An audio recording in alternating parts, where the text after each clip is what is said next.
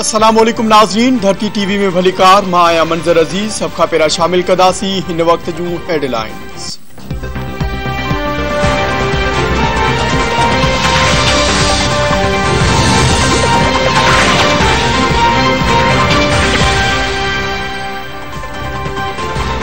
इमरान खान जो दबाव रद्द, आम चूंडू पंहिंजे वक्त ते थींदियूं, हुकूमत ऐं ताली जमायतुनि इत्तफ़ाक़ करे वरितो।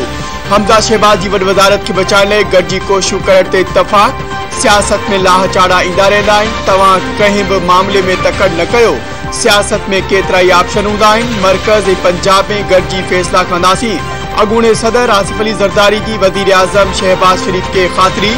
ज़रियनि मूजिब वज़ीर आज़म शहबाज शरीफ़ ऐं अॻूणे सदर आसिफ अली ज़रदारी विच में राति देर सां ॻुझी मुलाक़ात बि थी।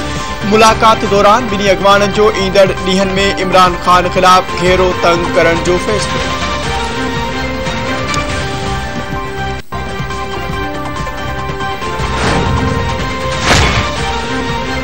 सूबाई असेंबलियुनि खे पंहिंजो मुद्दो पूरो करण जो हक़ हासिल आहे। वफ़ाक़ी हुकूमत पंहिंजो मुद्दो पूरो कंदी।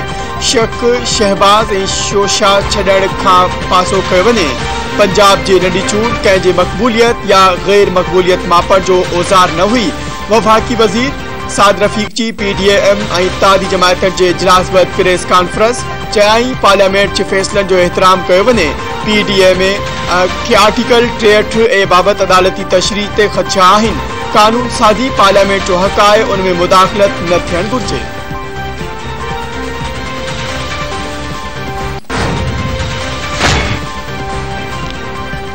तहरीक इंसाफ इत्तेहादी हुकूमत के मशरूत ॻाल्हियुनि जी आज करे छॾी। अॻूणे वफ़ाक़ी वज़ीर फवाद चौधरी चयो आहे त हुकूमत आम चूंडुनि जी तारीख़ ॾे। असां ॻाल्हियुनि लाइ तयार आहियूं। हाणे शहबाज शरीफ़ फ़ैसिलो करे त अॻिते कीअं वधणो आहे। इत्तेहादी हुकूमत वटि घुर अक्सरियत नाहे। सदन 5 खां वधीक MNAs असां सां राबितिन। 22 जुलाई खां पोइ पंजाब में TI जी हुकूमत हूंदी। राणा सनाउल्ला ऐं अता तारड़ जी पंजाब में दाख़िला ते पाबंदी लॻाए सघूं था।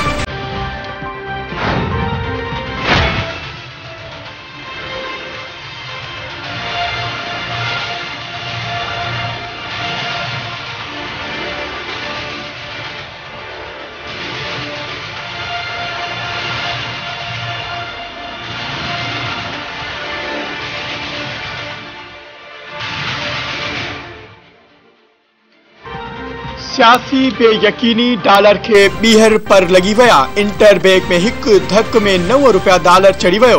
ओपन मार्केट में डॉलर जो 225 रुपयनि के धक। रुपए की कदर में लगातार लात जो सिलसिलो जारी। शहबाज हुकूमत के अचण बैदि 3 महीननि में डॉलर की कीमत में 41 रुपयनि जो इजाफो थी चुको।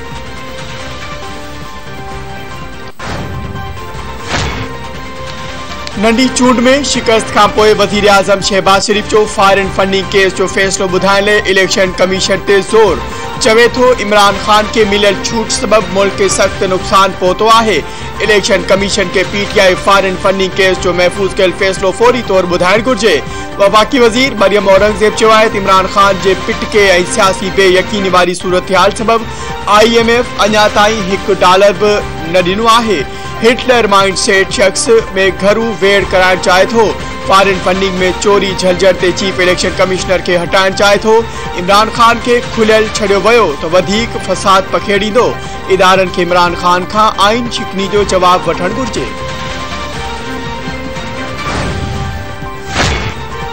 परवेज़ इलाही खे सवलाई सां वॾो वज़ीर बणजण न ॾींदासीं। क़यादत मंज़ूरी ॾिनी त PTI जा 5 खां 7 MPA हेॾे होॾे करण खां वॾी ॻाल्हि नाहे।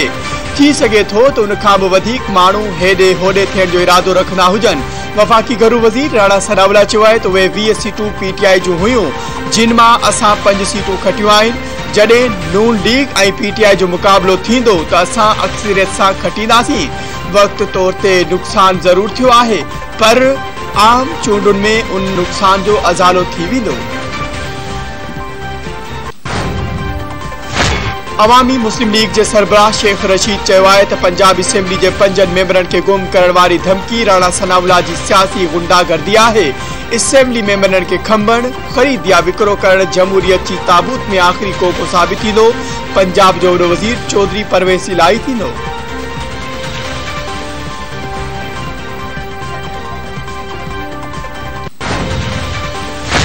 शेख रशीद जो सिंध में हुकूमत ठाहिण वारो ख्वाब कॾहिं बि पूरो न थींदो। Imran Khan foreign funding case जो फ़ैसिलो पंहिंजे हक़ में ॾियारण लाइ इलेक्शन कमीशन मथां दबाव विझी रहियो आहे। सिंध जे 6 डिवीज़ननि में शफ़ाफ़ मकानी चूंडूं थियूं आहिनि। सूबाई वज़ीर सैयद नासिर हुसैन शाह जी मीडिया सां ॻाल्हि ॿोल। सईद गनी चयो आहे त सिंध में मुख़्तलिफ़ धुर जो अॻवान पंहिंजे लीडर जियां अक़ल खां बांझिल इंसान आहे। तोशा खाना चोर जे चमचे के ख्वाब में भी पीपल्स पार्टी नजर अची रही है। हलीम आदिल शेख मुनी बेगम जे फार्म हाउस का वठी हज़ारें एकड़ जमीन ते कब्जन जो हिसाब ॾे।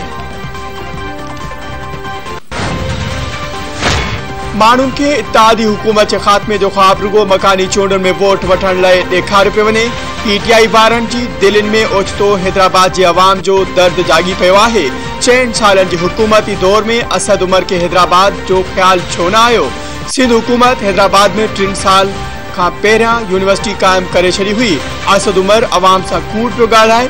मकानी चूंडुनि जे पहिरें मरहले वांगुरु ॿिए मरहले में भी पीटीआई खे बदतरीन शिकस्त मिलंदी। सिंध सरकार जे तर्जमान मुर्तदा वहाब जो असद उमर जे खिताब ते रद्द-ए-अमल।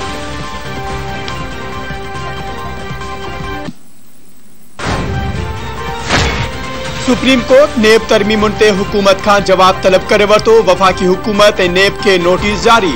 ॿुधणी दौरान चीफ जस्टिस उमर अता बंदियाल दिमाग़ ॾिना त आइन में कंहिं बि शख़्स जी इज़त आहे। उन जे समूरनि सवालनि ते पार्लियामेंट में बहस थियण घुर्जे। हा, मुंहिंजी ज़ाती राय आहे त इहो मामलो पार्लियामेंट में वापसि हलियो वञे। हिन कानून ते स्टे नथो ॾेई सघिजे।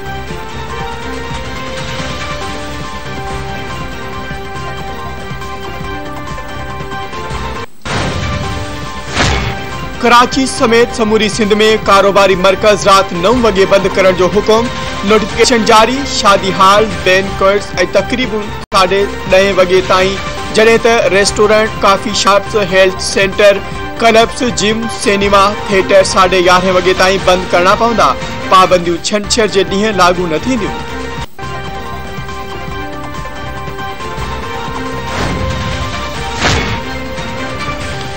बिलाल काका कत्ल केस में अहम अकबराई पुलिस वधीक 2 जवाबदारन के गिरफ्तार करे वरतो। कत्ल केस में गिरफ्तार जवाबदारन जो अंग 4 थी वियो। पुलिस तर्जमान मुजिब गिरफ्तार 2 जवाबदारन ॾोह जो एतराफ़ करे वरतो आहे। जवाबदारन की गिरफ्तारी मोबाइल फोन, डेटा ऐं सीसीटीवी फुटेज सां यकीनी बनायो वियो। नए देरे में वहशी सिफ्त जवाबदार की नारी सां जिनसी ॾाढाई मुतासिर नारी जो मेडिकल चेकअप जुज़ा लेबार्टरी उमाणिया विया। वाक़े जो केस दाख़िल। पुलिस जवाबदार के गिरफ्तार करे लाकअप हवाले करे छॾियो। जांच ऑफिसर जो चवणु आहे त जवाबदार के रिमांड लाइ सुभाणे अदालत में पेश कयो वेंदो। न्याणी पाड़े मां मानी वठण वञी रही हुई त जवाबदारन घिटी मां गीले खेसि ज़्यादती जो निशानो बणायो। मुतासिर नीगरी जे वालिद जो बयान।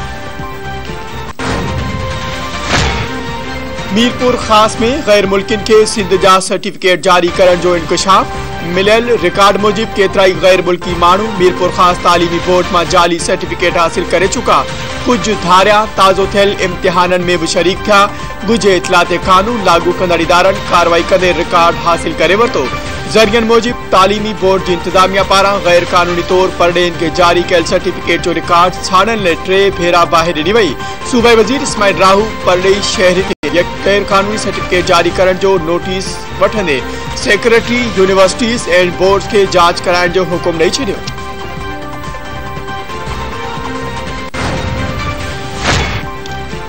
वॾे वज़ीर Murad Ali Shah ji peoples bus service समूरा स्टाफन जो कम जल्द मुकम्मल करण की हिदायत। सूबाई वज़ीर शर्जील मेमन पारा वॾे वज़ीर के ब्रीफिंग।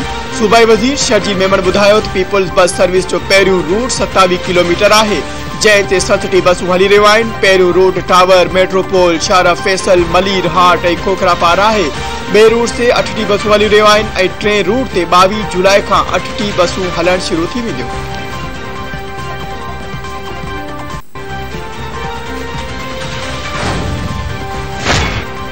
डीसी दादू जी इलेक्शन कमीशन के काछे में बरसात नयूं वही अचण बाद 9 यूसीस से मकानी चूंड मुलतवी कराइण की दरख्वास्त। डिप्टी कमिश्नर चूंड मुलतवी कराइण लाइ इलेक्शन कमीशन सिंध के खत लिखी छॾियो।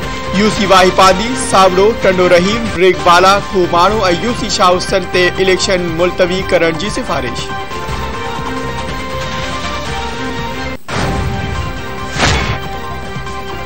जेकबाबाजी शहीद अलाबख्श पार्क वट हथियारबंदी फायरिंग औरत समेत बजना कतुल मोटरसाइकिल सवार हथियारबंदी फायरिंग करे खादिम बंगलानी ऐं सदोरी के कतुल करे छड़ियो। वाक़े ब जवाबदार फायरिंग कंदा फरार थी विया। इतला ते पुलिस पहुंची मारिजी वेलनि जा मर्द अस्पताल मुंतकिल कया।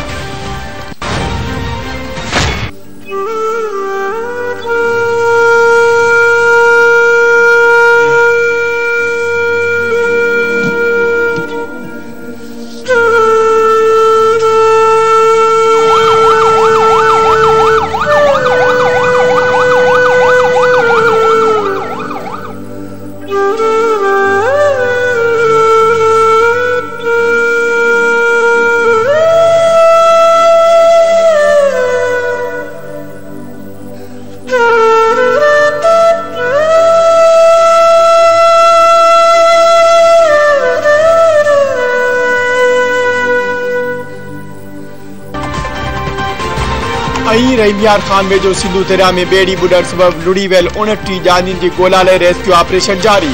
गुजरियल ॾींहुं बेड़ी बुडर सबब 22 ॼणा फोत थी विया। 45 ॼणनि खे बचायो वियो। जानी बेड़ी में सवार थी गोठ हुसैन बख्श सोलंकी खां खरोड़ तरफ़ वञी रहिया हुआ त संदन बेड़ी ऊंधी थी पई।